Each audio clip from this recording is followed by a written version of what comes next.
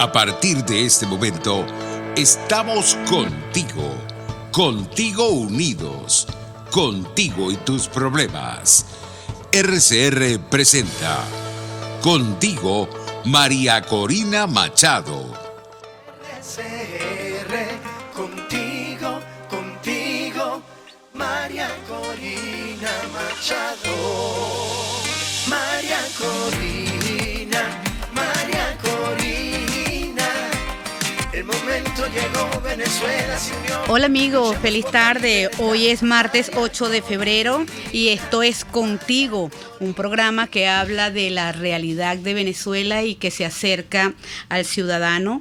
Llegamos a ustedes gracias a la Dirección General de la Estación de Jaime Nestares, en la gerencia de producción Wilix Arcaya, en la producción Justo Navarro, Yay Pacheco Cova, en el control mi amigo José Gregorio González, mis redes sociales, y yo soy @Dinora Hernández por todas las redes, por Facebook, por Instagram y por Twitter. Y hoy me acompaña un buen amigo, pero además un experto. Me acompaña en la conducción especial el licenciado Santiago Romero, a quien ustedes conocen muy bien porque además ha sido visitante de esta casa tanto en la conducción como de invitado especial. Eso habla de las condiciones y las cualidades de Santiago. Santiago es licenciado en comunicación social, profesor universitario, es miembro del equipo de comunicaciones nacional de 20 Venezuela, pero además está especializado en opinión pública y comunicación política.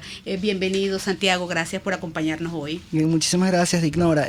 Una sola corrección, todavía no soy especialista en opinión pública y comunicación política titulado, sino que estoy en proceso de especialización. Todavía me falta entregar el trabajo especial de grado. Por ende, no puedo ostentar el título de especialista, porque si no estaría dándole una ofensa a la Universidad Simón Bolívar y a todos mis profesores, en especial al doctor Daniel Arnagui. Pero además es un gesto de honestidad muy típico en ti, Santiago, y en personas como tú que reconocen verdaderamente el valor de la academia. Sí, realmente en mis textos tengo como identificación tu especialización, porque además sabemos que es un tema que está en pleno dominio, pero como bien dices, estás a la espera de la certificación, que sé que la vas a lograr con éxito. Hoy queremos hablar entonces, Santiago, de la radiografía del país que amanece, y para ello creo que es oportuno leer, y te voy a pedir que me acompañes, un comunicado que para el día de hoy la organización política 20 Venezuela ha sacado a la opinión pública luego de un profundo debate que reclama de nosotros la solidaridad y el grito y el alzar la voz por un país. Entonces, en este contexto, 20 Venezuela alza la voz por migrantes venezolanos asesinados y maltratados. Son 6.040.290. Esta es la cifra de venezolanos refugiados y migrantes que registra la plataforma de coordinación interagencial para refugiados y migrantes. Al menos 465.200 de ellos se encuentran en Estados Unidos, lo que convierte a este país en el receptor del 7.7% de los migrantes venezolanos. Las cifras nos dejan de sorprender, pero siguen siendo números, un conteo frío que no hace mención de las cientos de historias y rostros de quienes huyen y viven en la angustia de no saber nada de sus familias durante días y semanas. Por eso, desde 20 Venezuela queremos expresar nuestra solidaridad con los cientos de venezolanos que están viviendo momentos difíciles mientras abandonan nuestra tierra. Ya no solo caminan a lo largo de Sudamérica, sino que también lo hacen durante días hasta llegar a la frontera sur de los Estados Unidos. En esta travesía ponen sus vidas en manos de coyotes que, además de cobrarles altas sumas de dinero y exponerlos a grandes peligros, los conducen a atravesar las inclementes corrientes del río Bravo, cuyas imágenes no dejan de divulgarse y donde recientemente murió ahogada una niña de 7 años. No fue la única. Nada más en 2021 fueron 557 los migrantes fallecidos en esta frontera, la cifra más alta desde 2005. Este también es el caso de las decenas de venezolanos que abandonan nuestro país en balsas que salen desde estados como del Tamacuro y Sucre, rumbo a Trinidad y Tobago, en cuyas costas fue asesinado este domingo, 6 de febrero, un niño venezolano que se trasladaba junto a su madre a esta isla. Le disparó la guardia costera de ese país. en un intento por frenar la migración irregular de venezolanos. Esa es la magnitud del drama que vivimos y lamentablemente cada vez son más frecuentes estas noticias. Seguirán ocurriendo estas tragedias mientras no se resuelva el problema de fondo, que es desalojar del poder al responsable de todo, al régimen criminal de Venezuela. No importa cuántos pretendan asumir que esta huida de los venezolanos puede contenerse dentro de nuestro territorio. La realidad se encargará de demostrarle que lo único que puede detener ese flujo es la salida del régimen cuanto antes. Agradecemos a los gobiernos que han tenido en sus manos la posibilidad y además la disposición para ayudar a nuestros migrantes en su proceso de regularización, como es el caso de Colombia, República Dominicana y Ecuador, pero también llamamos la atención a otros gobiernos que más bien han asumido una posición hostil y de humillación contra nuestros conciudadanos. Nadie merece vivir una tragedia como esta que nos ha tocado y que nos ha obligado a llegar a otras tierras en búsqueda de refugio. Santiago, así amanece el país. No solo es que amanece hoy, Dignora, amanece todos los días con esto, porque la Venezuela de los bodegones, la Venezuela de los restaurantes bonitos, de los Ferrari, de los Tesla, de los escoltas y del lujo, termina siendo opacada realmente por la Venezuela donde hay 6 millones de personas que no están en el país. No vamos a irnos muy lejos. Vámonos a las tejerías Estado Aragua, donde llevan prácticamente una semana, unos últimos 5 días muy acalorados en enfrentamientos de bandas criminales. Y esa es la Venezuela real, la Venezuela que afecta al 90% de los que aquí estamos. Y no solo eso, Ignora. La cifra de ese 7.7 que tú mencionas sigue siendo un número frío, porque estamos hablando de los venezolanos que están regularizados o tiene ahí un conteo en el censo de los Estados Unidos de manera legal o ilegal. Solamente en los primeros 3 meses del año fiscal estadounidense, que se cuenta a partir de octubre, sin contar el mes de enero, hay cerca de 60.000 encuentros de parte de la Guardia Fronteriza de los Estados Unidos con venezolanos en la frontera sur. Y eso va a seguir ocurriendo en la frontera de los Estados Unidos. Los venezolanos seguirán yendo hacia Chile, hacia Perú, hacia Colombia, hacia cualquier país, porque allá van a estar mejor que lo que están acá. Yo te voy a decir una cosa, y sonará tal vez un poco cruel, un poco grosero de mi parte, pero la actitud de Trinidad y Tobago es una actitud miserable. Es así, Santiago, es así, Santiago. Por cierto, es oportuno también hacer un inciso para también decirle a la opinión pública y expresar que también desde 20 Venezuela hemos solicitado a la actual administración de los Estados Unidos flexibilizar las medidas para que los venezolanos que llegan a su país puedan regularizarse, permitiéndole trabajar mientras regularizan, valga la redundancia, y legalizan su situación de ingreso. Esto es oportuno destacarlo, Santiago, porque tenemos que destacar los esfuerzos además de agradecerlos, de Orlando Moreno, que desde la Coordinación Nacional de Derechos Humanos de 20 Venezuela ha denunciado la situación de la migración, de la trata de personas, de los refugiados. Inclusive se ha convertido Orlando Moreno en referencia nacional al ser consultado sobre la temática, porque poca gente está hablando. Y también el de nuestro coordinador de Asuntos Internacionales, Pedro Ruchurtu, que ha hecho muchos esfuerzos para que se conozca en el mundo la situación que está viviendo Venezuela. Hoy precisamente cuando tú tocabas el caso de Tejerías, vamos a tener por acá un amigo de lujo que a mí me gustaría, discúlpenme la informalidad, que pasara al estudio, porque se trata de William Anseume, quien es vive pues en Guaycaipuro, que es profesor además que está al frente de la lucha universitaria. Y William, a propósito de esto, bienvenido William, colocaba un tuit que nos llamaba la atención porque refería lo que estaba sucediendo en las tejerías con la zozobra que se vivió el domingo 6 de febrero. Sin embargo, le damos la bienvenida a William, le pedimos que se quede con nosotros en el programa porque este tema lo conoces, lo domina, te preocupa y pues qué mejor que estés poder compartirlo además con un ciudadano de primera. No sé si Estudios también me puede decir si ya tenemos nuestra primera invitada de hoy, porque insisto, William es un invitado, pero además es un conductor, se convierte a partir de este momento. Pero es que queremos hablar en este contexto contexto que acabamos de señalar, de la forma como son desplazados los venezolanos, porque es que a veces creemos que es solamente el venezolano que sale de nuestro territorio, pero es que hay un desplazamiento también dentro del territorio, producto de la violencia o producto también de lo mismo que es la búsqueda de esas medidas y de esas mejoras de vida.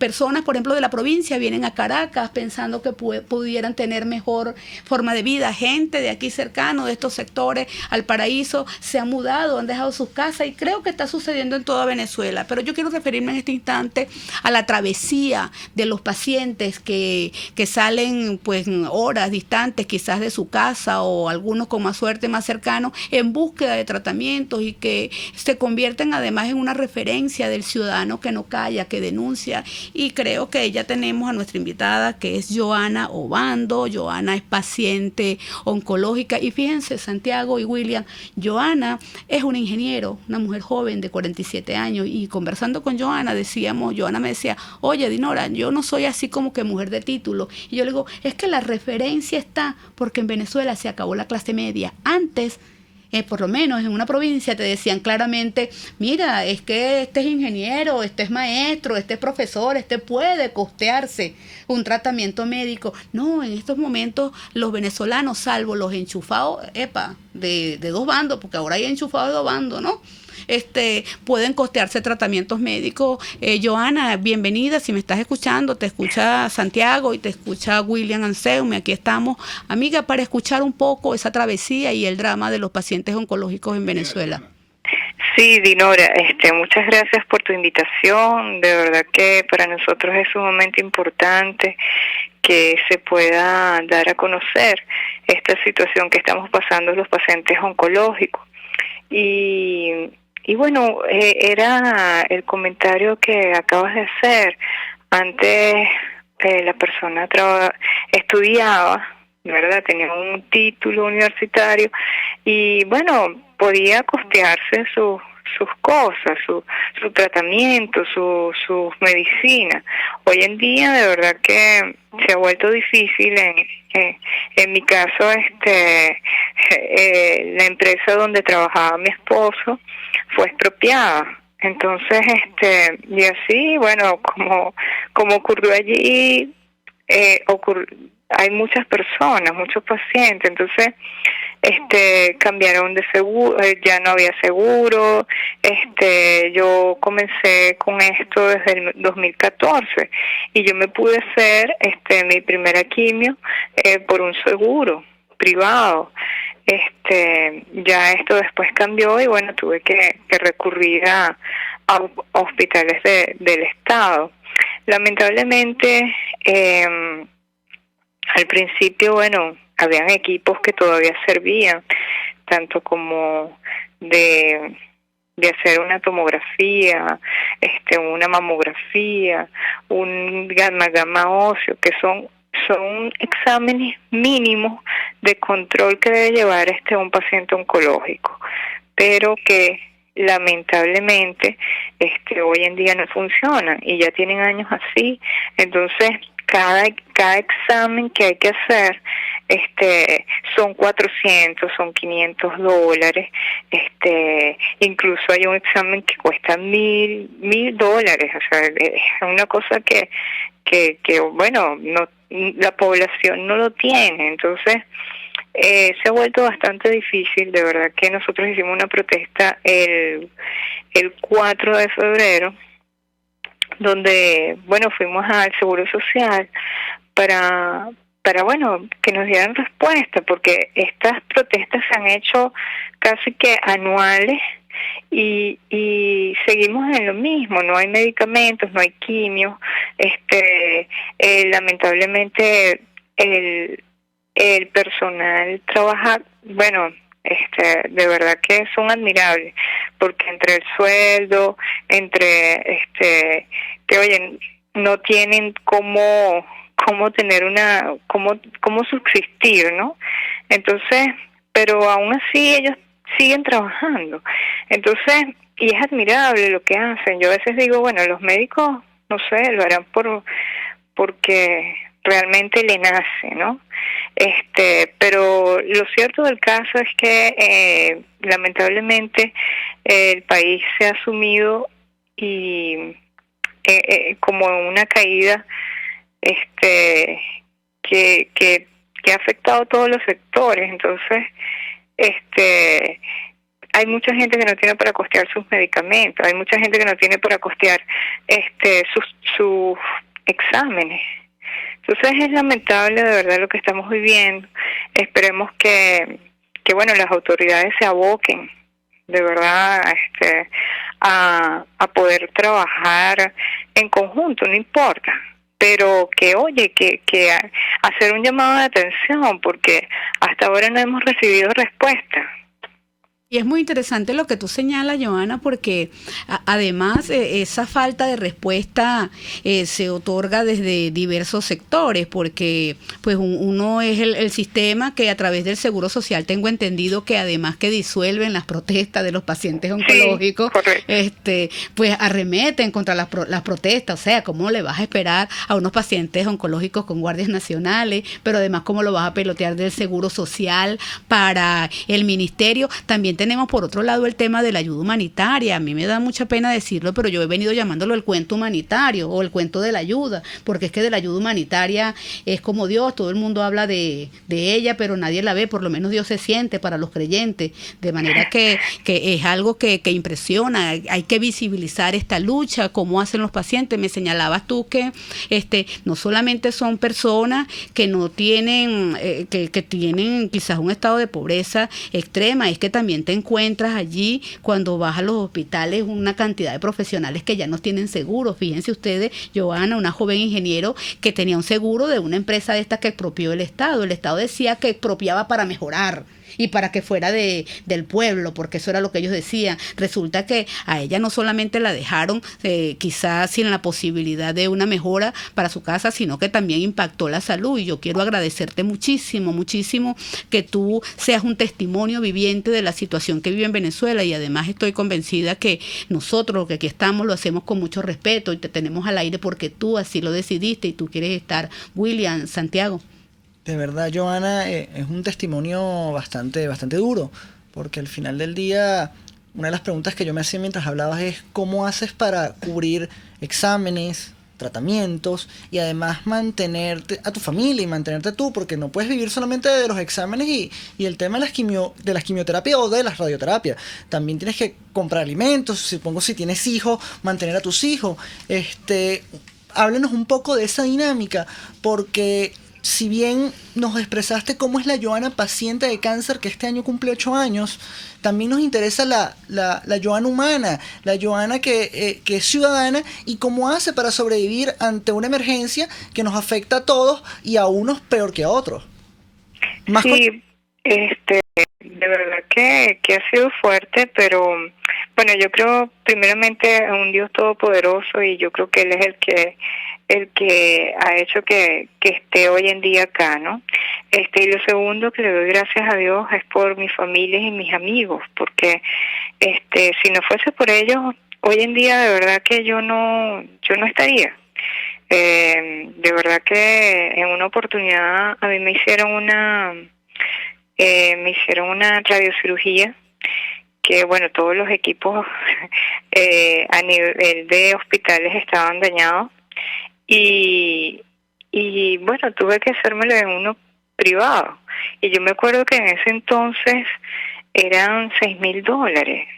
Entonces a mí me preguntaban en ese momento si yo iba a sobrevivir, porque tenía que hacérmelo obligatorio. O sea, no era que bueno, no era que bueno, mira, o te la haces o bueno, esperas en tu casa. Entonces de verdad que en lo particular yo le doy gracias a Dios a mis familiares y amistades que han hecho posible que yo en día pues esté hablando acá.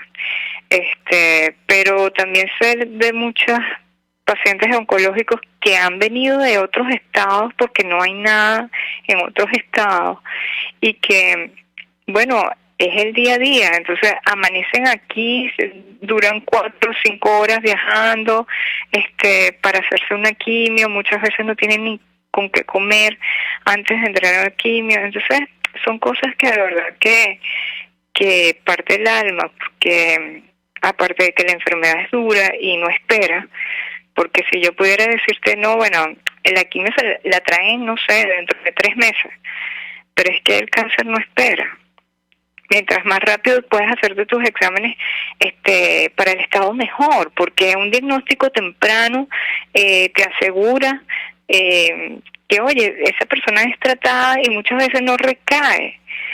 Pero si tú dejas que oye, que no llegan los medicamentos, que no, entonces, y siempre es la misma respuesta, oye, la gente se está muriendo esperando una radio, la gente se está muriendo esperando una quimio. Entonces, de verdad que es lamentable lo que estamos viviendo en el país. Es que duro testimonio, William. Sí, saludos, Johanna, y saludos, compañeros de Ignora, Santiago. La situación, además del hospital donde estás yendo, porque no es solamente el hecho de que no te va a alcanzar para el transporte, para la comida, sino que al llegar al hospital, viniendo de Paracotos, el pueblo donde habito, hablaban del ambulatorio. Y decía una señora que su hijo había tenido un accidente y en el ambulatorio no había nada con que atenderlo. Está la gente, por supuesto, con la mejor disposición, como decía bien Johanna, pero no hay gasa, no hay una inyectadora, no hay ningún tipo de material. O sea que el abandono de la salud en Venezuela es casi absoluto, o prácticamente, o mejor dicho, es absoluto. Porque entonces Sí, la gente está absolutamente desamparada en su salud. ¿Cómo es esa situación, Johanna, cuando te atiendes en Mira, estos centros sí, de yo salud te lo públicos? confirmo, porque yo estoy en tratamiento ahorita y tú debes llevar alcohol, algodón, inyectadora, aguja, y otros equipos que necesitas para la quimio. Entonces, no solamente, claro, el hospital pide colaboración, pero la colaboración es que si tú no lo llevas, no te pueden colocar en la quimio. Y como te digo, hay gente que paga bueno, no sé cuánto pagan en nada más en el $5 están cobrando muchas veces, porque se vienen de otro estado, y entonces no solamente es eso, sino que entonces es la comida, entonces van sumando cosas. Mira, hay una quimio que cuesta $2,000, y eso lo tienes que colocar mensualmente. Entonces, no, es sumamente duro. Y así como está el hospital Luis Racetti, así están todos los hospitales. Ahorita, actualmente, no contamos con un tomógrafo que esté bueno para hacerte una tomografía con contraste. Esto es lamentable, porque si yo te pudiera decir, bueno, en el Luis Racetti no funciona, pero bueno, por lo menos tenemos la opción de no sé, del Pérez Carreño o de otro hospital, pero es que ni siquiera eso tenemos. Johanna, nosotros vamos a seguir muy atentos a esta situación. Desde ya estoy segura que William, que Santiago, en todo caso yo también, y la Casa RCR estamos a la orden para que los pacientes oncológicos de Venezuela hagan las exigencias, pero también para acompañarlos, porque nosotros los venezolanos tenemos que acompañar. Te damos las gracias, con esto te despedimos. Sabes que puedes contar con nosotros, que cualquier situación nos la puedes hacer saber y nuevamente tendrás un espacio por acá. Y agradecemos la valentía que tienes de ayudarnos, pero además esa fortaleza tan grande que tienes. Deseamos una pronta recuperación para que tu historia sea además esa que cuentas, la historia de una venezolana que lucha, que resiste y que a pesar de las adversidades se levanta porque tiene plena confianza que este país puede recuperarse. Muchísimas gracias, Johanna. Amén, amén. Muchas gracias, Dinora. Muchas gracias por invitarnos y bueno, y dejar que se pueda escuchar la voz del paciente oncológico. Muchas gracias. Ustedes van a seguir siendo escuchados, con eso nos comprometemos. Un abrazo, feliz tarde. Igual. A propósito de estos venezolanos que luchan, que resisten, aunque pareciera un tema distinto, porque en este caso no hablamos del sector de salud, pero sí del sector educación, William, aunque fuiste invitado por nosotros para tocar el tema de la violencia. Me gustaría que hicieras rápidamente, para que podamos entrar en la otra materia que tenemos, una breve referencia a una protesta que tenemos en conocimiento, se desarrolló hoy. Nuevamente los profesores universitarios alzan la voz, William. ¿De qué iba esta protesta? Bueno, los profesores universitarios, y muchas gracias por la invitación, Dignora.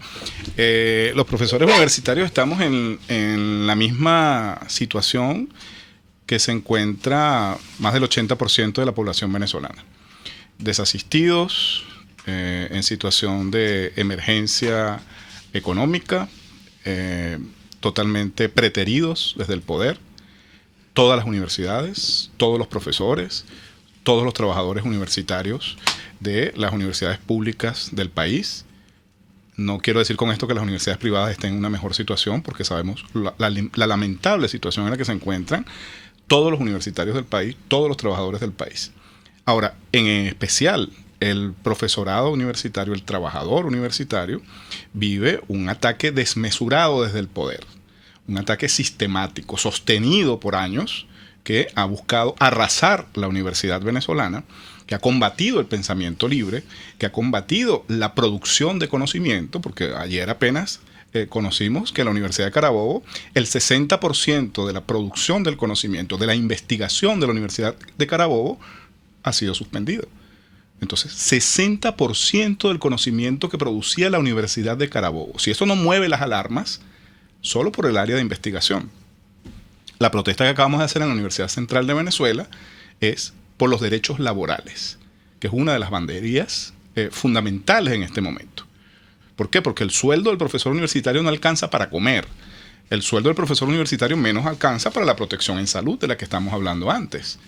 El sueldo del profesor universitario, porque además la desprotección social en las universidades es tremenda. No tenemos seguros, no hay seguros funerarios, no hay seguros de vida. Estamos desasistidos plenamente. No está segura ni la vida ni la muerte en Venezuela, Nada, porque inclusive nada. las personas, perdóname William, como dice Santiago, también la audiencia por la crudeza, pero es que ni siquiera te puedes morir en paz, porque en Venezuela hay gente que no tiene la capacidad de enterrar a sus familiares por funerarias, por urna. Esto no es posible, y esto, Santiago, yo creo que de alguna manera refleja las diversas modalidades de violencia. Ese es un estado violento, un estado que no sé si ese es una violencia de alguna manera silenciosa, cuando tú arremetes, cuando tú cercenas posibilidades, cuando tú vas acorralando, y está la otra física, que es esa violencia de la calle, porque los docentes, nosotros, no dejamos de ser ciudadanos. Y recientemente reportabas en un tuit el contexto de la balacera de Tejerías, pero antes de entrar en ese tema, para que me digas cómo fue que tú percibiste esa zozobra, me gustaría que Santiago contextualizara un poco esta situación, porque además Santiago, que de ser un moderador especial, pues a mí me gusta mucho que esté acá, porque es un analista de primera, y no me vayas a decir que tampoco eres analista. No, yo también tengo un problema con los opinadores y analistas, porque también a uno le puede gustar mucho un área, saber, pero no significa que uno sea un experto en eso, y sobre todo tampoco, yo creo que uno siempre tiene que mantenerse humilde y decir, bueno, yo sé de tal cosa, pero hay gente que es mejor que uno. Y antes de tocar el tema de violencia, William, lo voy a enlazar con el tema de la universidad, porque es un tema que a mí me llama la atención, porque yo recuerdo mi primer sueldo de profesor. Yo trabajé en una universidad privada, y yo me lo tomé con chiste, porque me alcanzaba para ir y venir 2 o 3 veces en moto en la universidad. No me quejaba, porque yo daba un salón, una materia, que eran 4 horas a la semana, es decir, 2 días a la semana tenía que ir. A mí me preocupaba, y yo se lo decía a mis estudiantes, el que está a dedicación exclusiva es profesor, da 5 o 6 materias, tiene 15 salones de 40 alumnos, y además es investigador. Entonces, que es el paquete completo, y además tienes que hacer extensión. Y eso es parte de la violencia del chavismo, porque al chavismo no le interesa a la universidad, por mucho que le pongan unas lucecitas bien bonitas y arreglen ciertos edificios, como lo están haciendo en la Central y como lo están haciendo en la Universidad Simón Bolívar. Ahora, el tema de la violencia también es que, si bien es tener el ambulatorio vacío, es darte una caja de comida que antes venía full y ahora viene cada vez menos full y con menor calidad, que tampoco fue mucha calidad y de buena calidad siempre, es precisamente la peor de las violencias, que es cuando te caes a tiros al lado de tu casa y no te puedes mover ni siquiera de tu casa para buscar resguardo. Williams, coméntanos un poco cómo se vivió esa situación en Tejerías y toda esa zona que colinda también con el municipio de Guaycaipuro. Sí, Fíjate, la situación en Tejerías no es primera vez que se presenta. La situación de violencia en el estado Miranda no es primera vez que se presenta. De hecho, somos el segundo lugar, según el Observatorio Venezolano de la Violencia, que es muy serio y que lleva sus investigaciones al día. En el año 2021 fuimos el segundo lugar en Venezuela de las entidades en términos de violencia. Violencia que ellos, bueno, podemos revisar el informe. Invito a la audiencia a que revise el informe del Observatorio Venezolano de la Violencia y podemos percatarnos allí de cómo es la situación en el estado Miranda. Pero también lo podemos ver en las noticias, ¿no? Esto que ocurrió en Tejerías entonces es una repetición de estos elementos, ¿no? Hoy conocimos que finalmente el Coqui cayó víctima de esos ataques. Pero entonces la zozobra es permanente. No es una cuestión de lo que se produjo en Tejerías en estos días. Es una cuestión permanente en Venezuela en general, pero en el estado Miranda, en el Distrito Federal, se vive con mayor fortaleza, con mayor crudeza. Entonces, ya no se puede salir a la calle tranquilamente. O sea, uno vive permanentemente bajo zozobra. El sometimiento ya no es solamente el hambre, sino que tampoco puedes salir de tu casa. Ya no hay tranquilidad en el ser humano para poder vivir en Venezuela. Y eso ocurre no solamente, repito, en el estado Miranda, pero particularmente con lo que ocurrió en Tejerías y que ha venido ocurriendo. O sea, suspenden el transporte desde los Teques y hacia los Teques. Y entonces la gente que estaba en tránsito se queda. ¿Cómo haces si no tienes los recursos? Si no tienes planificado quedarte, si no tienes planificado cambiar la ruta, hacia dónde acudes. O sea, es una desesperación continua, una angustia continua que vive el ciudadano porque no puedes planificar nada de lo que estás haciendo. O sea, si llego a la casa, si salgo de la casa, si agarro el transporte, si viene el transporte, si no hay el transporte, si está la gasolina, si no es, todo eso es violencia. O sea, el ciudadano está sometido. El ciudadano venezolano está implacablemente atacado desde el régimen. Y es una cuestión de que es difícil defenderse de eso. Entonces, lo que ocurre en Tejerías, bueno, imagínate, todo un despliegue. Helicópteros, 3 helicópteros, 5 heridos, una balacera, los carros. ¿Cómo haces? Una exposición de tus bienes, pero también una exposición permanente de la vida. Porque corres el riesgo, como hemos visto, de que, bueno, algunos de esos disparos vayan a tener a tu humanidad, tus hijos. Entonces, ¿cómo quedan las madres cuando ven que mandaron al hijo a los Teques, por ejemplo, y cómo regresa el hijo? O sea, la desesperación y la angustia es permanente de los ciudadanos que salen y de los que se quedan también, por sus familiares. Entonces, todo eso que ocurre allí, además, yo venía todos estos días pensando sobre un tema que he trabajado con el pensamiento y la investigación, que es este de la violencia, permanentemente.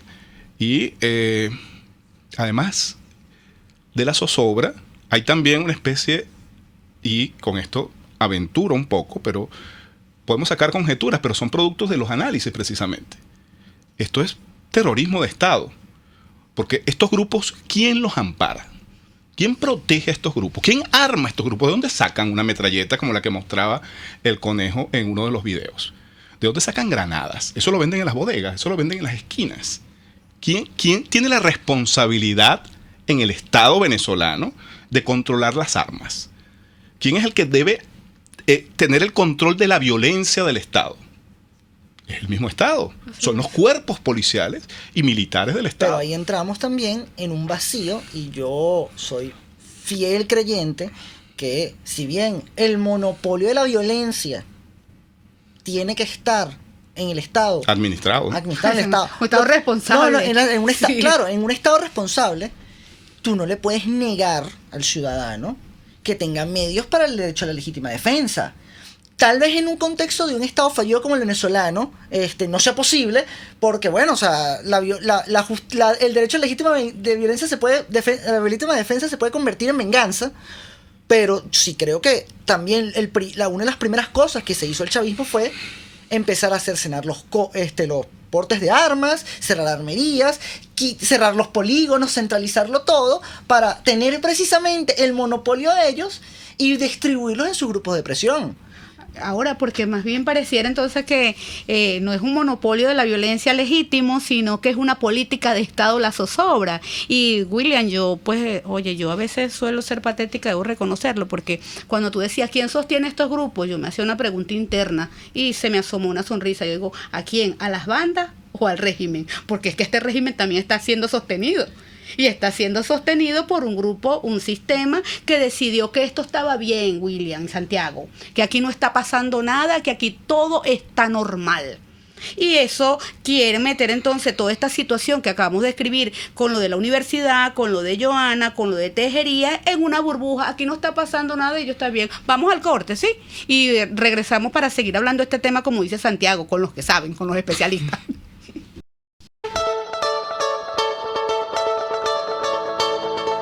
Les estamos presentando Contigo, el espacio donde tú y tus dirigentes se escuchan, solo por RCR 750. Puedes seguirnos en nuestras redes sociales, en Twitter, @RCR750, la radio que se ve. Amigos, nace un nuevo concepto de farmacia en Venezuela. Farmacia CVS y más. Todo lo demás. En Farmacia CVS, en español CVS, lo consigues todo en un solo lugar. Salud, belleza, hogar y comida. Un nuevo concepto en todo para un nuevo concepto de vida. Farmacia CVS y más está en el CCCT nivel C1, frente a Beco y al lado del Banco Mercantil. En Instagram, FarmaCVS. Farmacia CVS y más. Todo lo demás. Antes de empezar el día, entérese de lo que acontece en el país junto a Pedro García Otero en Titulares de la Mañana. De lunes a viernes a las 6:30 de la mañana. Acompáñelo y empiece su día bien informado. Titulares de la Mañana con Pedro García Otero. Solo por RCR 750 AM. Porque lo bueno une.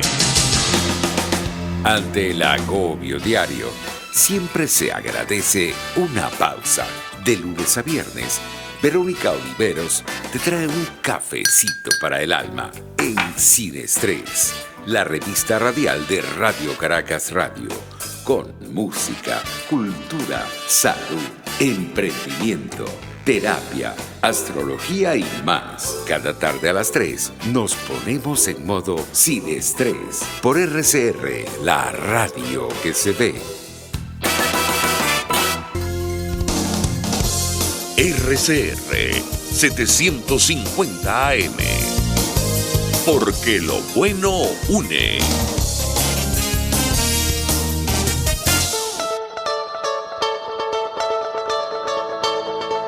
Les estamos presentando Contigo, el espacio donde tú y tus dirigentes se escuchan, solo por RCR 750. No, Bolívar, Y regresamos aquí a Contigo, seguimos con ustedes, hablando con el profesor William Anseume sobre la violencia en Venezuela. Y en el corte estábamos hablando que el chavismo había desatendido a propósito la materia de seguridad, diciéndole a grupos como el ELN, la FARC, vénganse a Venezuela, aséntense en Venezuela y atenten a Colombia contra Venezuela, pero también fomentaron a los pranes, fomentaron y desatendieron las cárceles y permitieron que la economía criminal prosperara. Pero hay algo que yo siempre he dicho y he mantenido, y mucha gente me decía, no, Santiago, es que la policía en Venezuela no sirve y los servicios de inteligencia no sirven.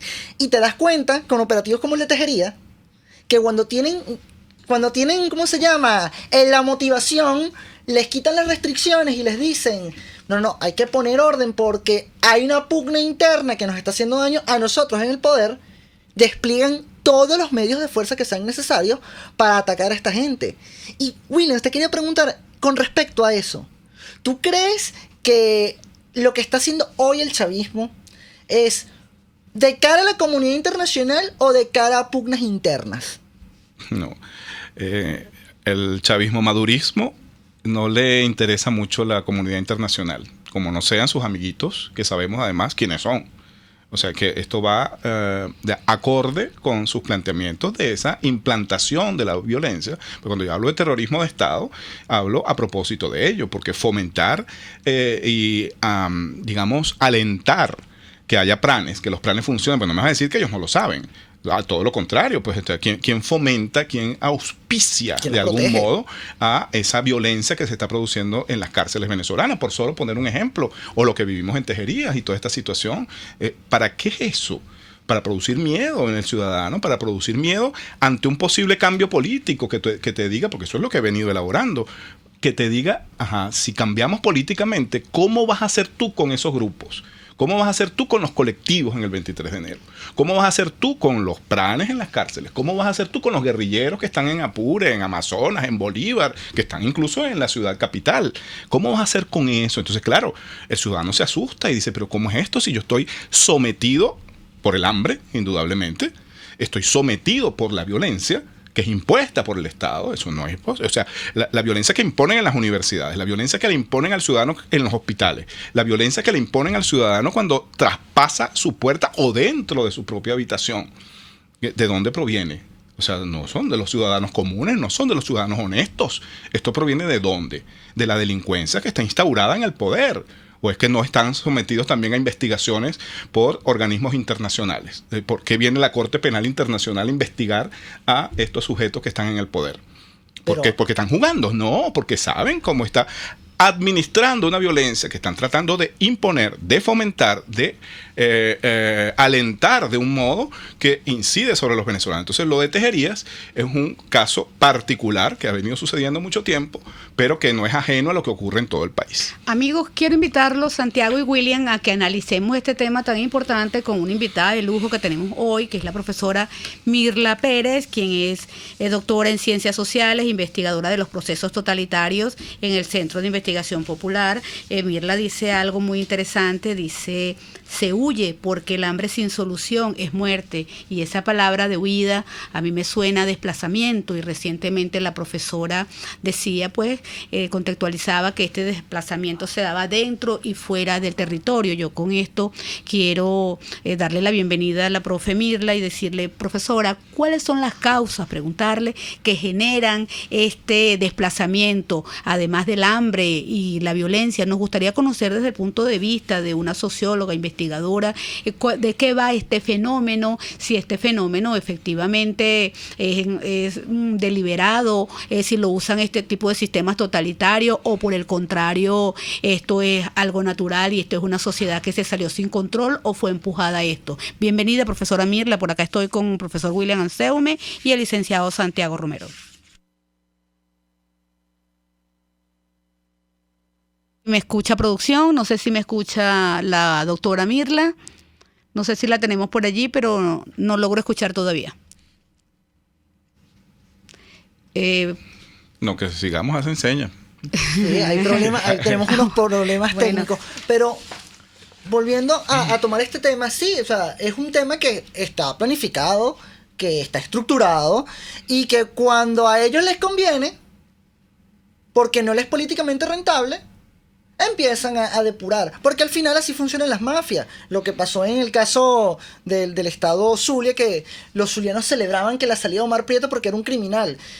Mi análisis, yo se lo decía a gente, era: el problema es que Omar Prieto es tan criminal que hasta el chavismo les desestabilizó al chavismo sus negocios en el estado Zulia, que tienen que ver con el narcotráfico. Entonces, así son ellos. Cuando no les funciona, te desechan. Seas un criminal, seas un político o seas un empresario de los que te ayudan. Por eso es que defienden a Alex Saab, porque él es funcional. Por eso defienden a ciertos partidos de oposición, porque les son funcionales. Me dicen que tenemos nuevamente a la profesora Mirla. Tuvimos una falla técnica por allí. Profesora, si me está escuchando, bienvenida. Creo que no, seguimos teniendo falla técnica, pero bueno, lo que comentaba Santiago era bien importante, y a mí se me asomaba pues a la cabeza el tema de la alcaldesa y los narcodiputados, que precisamente cayeron, pero yo digo que... Cayó el coqui. Que en el negocio de la droga eso es una pirámide. ¿Quién cayó? Unos distribuidores. ¿Y entonces, dónde está el capo, pues? Son sus fichas, creo yo, las van usando y las van desechando, como decía Santiago antes, y cuando ya no les conviene, cuando ya cumplieron su función, las desechan. ¿Pero de qué modo las desechan? Las desechan poniéndolas presas, torturándolas y matándolas. Entonces, bueno, eso es parte de este proceso. Esas fichas políticas también las desechan. Y yo sé que el tema es violencia, pero es que se me parecen. Bueno, pero es que eso es violencia también, ¿o no es violencia? Eso es parte de la violencia, y tan, porque tan se seria, el liderazgo. Tan seria es la violencia, que el hambre también lo es, Sí, que tenemos más de 6 millones de venezolanos esparcidos por el mundo que no encuentran refugio. Eso es más que violencia. O sea, el ciudadano venezolano, bueno, expulsados de Estados Unidos, expulsados de Guatemala, desagradecidos los chilenos, por ejemplo, que vivieron aquí en Venezuela, algunos de ellos. Yo tuve muchos profesores chilenos que venían huyendo precisamente de las dictaduras terribles del sur, y resulta que ahora los venezolanos somos también desechos porque no nos quieren en Chile, porque no nos quieren, pero es un problema de Chile, es un problema de Colombia, es un problema de los Estados Unidos o de Guatemala. No, el problema es de Venezuela, y hasta que no resolvamos el problema del hambre en Venezuela, de la violencia en Venezuela, de eso que produce la desatención en salud que hay en Venezuela, obviamente que van a seguir creciendo las cifras de los desplazados. Eso es cierto, Williams. De hecho, mucha gente nos dice, miren, ustedes no pueden decir que Trinidad y Tobago está actuando mal o que tal país está actuando mal sin decir cuál es el origen. Pero es que, por ejemplo, nosotros desde la organización que represento, Vente Venezuela, nunca hemos obviado, todo lo contrario, hemos dicho que no se puede cohabitar con este régimen porque es criminal. Nosotros lo reconocemos, inclusive en sus mismos términos, como los culpables originarios de este gran desastre, esta gran tragedia humanitaria. Pero oye, eso no le da derecho a ningún país del mundo a estar matando venezolanos y expulsándolos y a porque indirectamente se ponen del lado del chavismo y de los que así es. ¿Qué es lo que ha ocurrido con Trinidad? Pues cómo van a dispararle, a matar a un muchachito venezolano. A veces yo me preocupo porque digo, estamos hablando de la comunidad internacional y le estamos pidiendo apoyo a una gente que también está matando y está expulsando a venezolanos. Es un tema muy complejo, muy delicado. Profesora Mirla, me cuentan que ya usted está por allí. Bienvenida. Discúlpenos por los problemas técnicos, lamentamos que nos quedaran ahora poco tiempo, pero no sé si nos escuchó el contexto. Profesora, ¿por qué huyen? Esa es una forma de violencia. ¿Qué es lo que desplaza a los venezolanos dentro y fuera de su territorio? Hola, Dinora. Hola, audiencia. ¿Cómo están? Gracias por la invitación. Mira, evidentemente que lo que va generando el desplazamiento en Venezuela, que es un desplazamiento forzoso de alta magnitud, es el tema de la violencia. La violencia, digamos, está en todo. La violencia no solamente es la muerte arbitraria que otro ocasiona sobre ti, o la eliminación o coartarte en tus propiedades, etcétera, sino que la violencia también pasa por la negación a los derechos elementales, como el derecho a la vida, y en el derecho a la vida tenemos contemplado también el derecho a la alimentación, ¿okay? A la alimentación, al desplazamiento, a la salud, a todo. Digamos, estamos en un sistema que permanentemente está violando nuestros derechos como personas. Y eso va produciendo en la población una reacción. La reacción pudiera ir en distintas direcciones. Pudiera haber una reacción política, que esto implicaría una reacción de la sociedad acompañada por un grupo que le vaya dando conducción con intencionalidad política, ¿ok? Con intencionalidad de poder. Esa sería una salida. Eso requiere de unos sujetos particulares que vayan, que vayan acompañando ese proceso. Eso no se hace de modo espontáneo, eso no se construye. Si se llega a construir, va por un camino bastante lento, ¿no? Cuando lo es la sociedad por su propia cuenta. Siempre se requiere el acompañamiento político de organizaciones, además, con esos fines y con esa intencionalidad.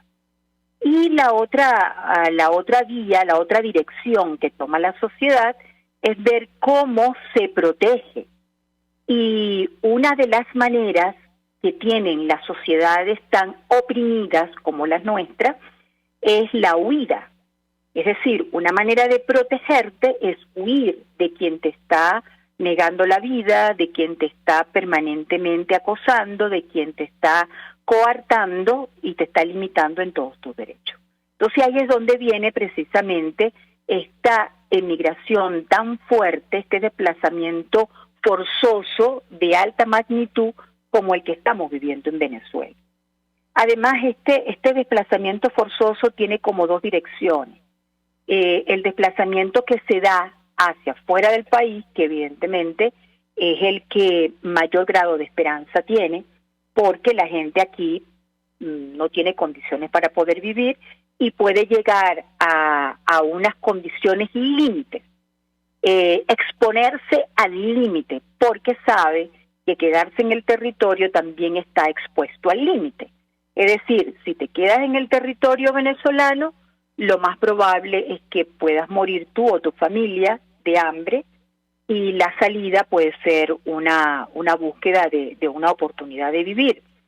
Y el otro movimiento migratorio que estamos viendo con bastante preocupación en este momento es el proceso migratorio interno, que también tiene esos dos componentes: el componente del hambre, que es un modo de hacer violencia sobre la población, y el otro tipo de violencia, que es la violencia delincuencial.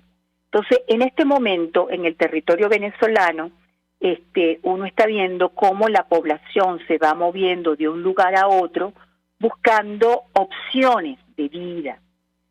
Mira, Dinora, dir en público, hay sitios en Venezuela en los que sencillamente ya no se puede vivir por el tema de la extorsión, por el tema del sicariato. Aparentemente la población está siendo asediada por este tipo de crímenes, que son los crímenes más terribles que puedan existir. Entonces, evidentemente que la población está buscando salidas, y en las salidas se produce la huida. Pues el desplazamiento puede ser de un municipio a otro. A lo mejor el municipio que está más cercano te ofrece un mínimo de seguridad que no tienes en el municipio donde vives.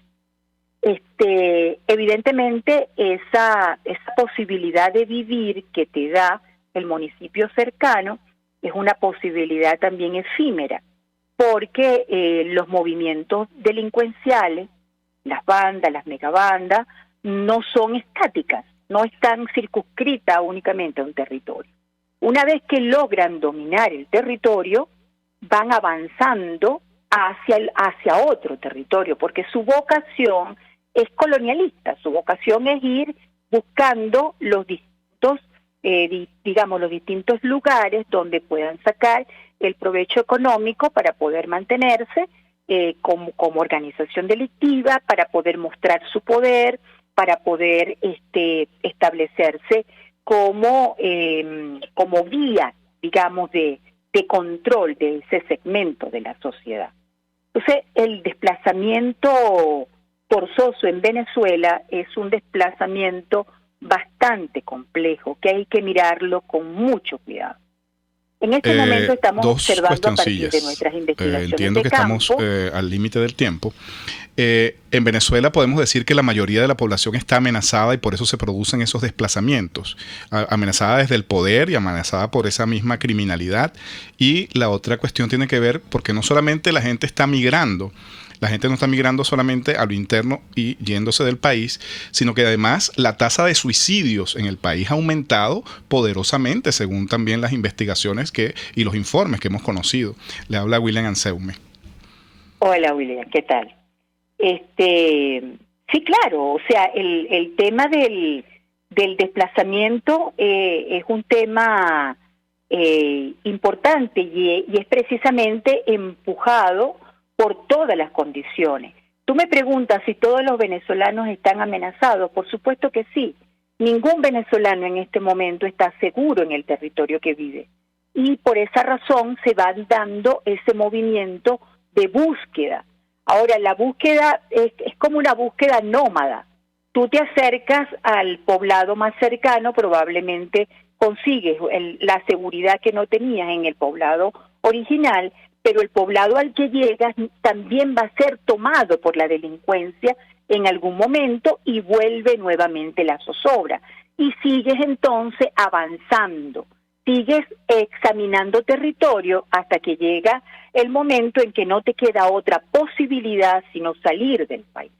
Y entonces ahí es donde viene el otro fenómeno que les quería señalar ahorita, que es el fenómeno del despoblamiento.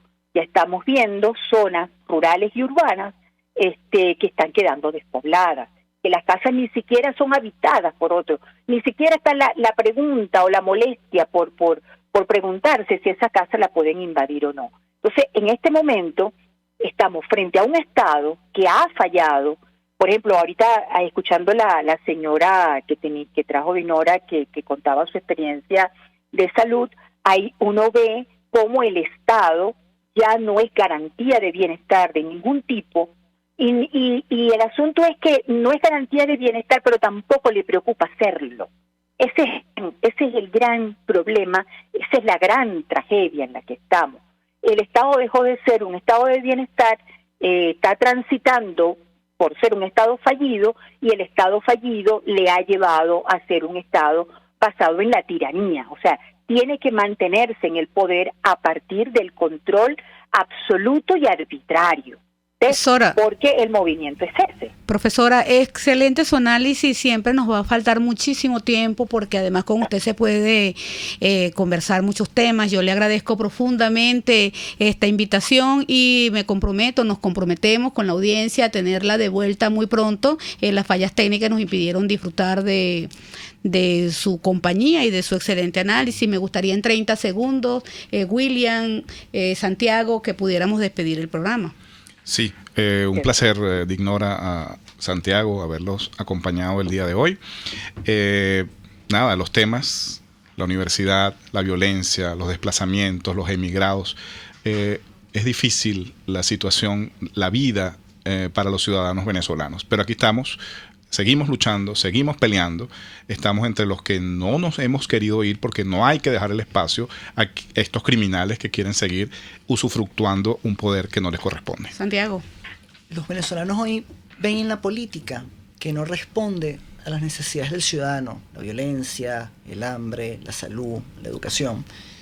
Y es trabajo de los que se dedican a hacer política desde los partidos, recuperar esa confianza, darle soluciones reales a la gente, y reales no en el sentido que te voy a pagar la educación o te voy a dar la cajita de ayuda humanitaria, sino decirles que hay que atacar a los causantes del problema, hay que salir de ellos para poder ejecutar políticas que en verdad ayuden al ciudadano a sobrevivir y a tener una vida plena, digna y en libertad. Ese es el trabajo. Muchísimas gracias, Santiago. Amigos, esto no se arregló. Los que pretenden normalizar la situación de Venezuela están ignorando la situación de los pacientes oncológicos y demás pacientes crónicos, los de las bandas delictivas, los del hambre, y nosotros desde 20 Venezuela levantamos la voz porque no acallarán las voces de un país que está decidido a ser libre. Feliz tarde, Venezuela.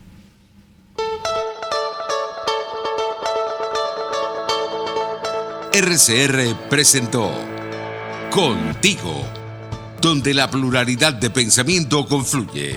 Solo por RCR 750.